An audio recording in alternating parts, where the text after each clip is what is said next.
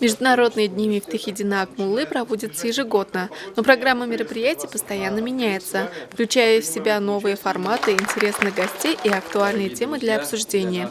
Акмуллинские дни 2013 запомнятся приездом гостей из Китая, Таджикистана, Киргизии, Казахстана, обсуждениями вопросов организации ШОС и БРИКС, подписанием международных договоров и вторым всероссийским этнофестивалем «Этнофест» с международным участием. Одним из важных моментов Акмуллинских дней, несомненно, является включение новых имен в галерею лауреатов премии имени Мифтахидина Акмуллы. Многие писатели, ученые, актеры удостоены этой премии. Ознакомиться со всем списком лауреатов можно на факультете башкирской филологии, где открытию галереи предшествовала театрализованная постановка, в которой приняли участие студенты факультета и гости из Горно-Алтайского государственного университета. Эта премия присуждается решением районного совета Маякинского района ежегодно в дни Акмуллы, в декабре, в день, когда отмечается день рождения этого великого человека. С 1989 года около 20 человек были удостоены этой премии.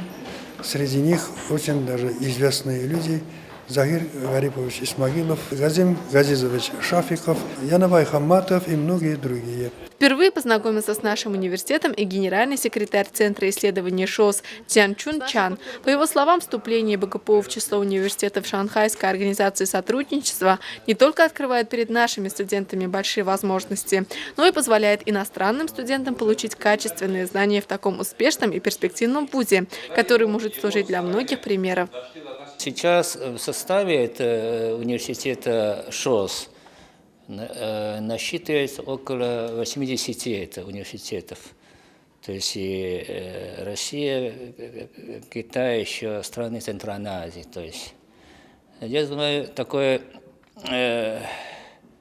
университет открывается большой простор для единой международной образовательной интеграции. То есть здесь упрощает там контакты или сотрудничество, межвузовское это сотрудничество, и, конечно, для студентов, аспирантов и преподавателей.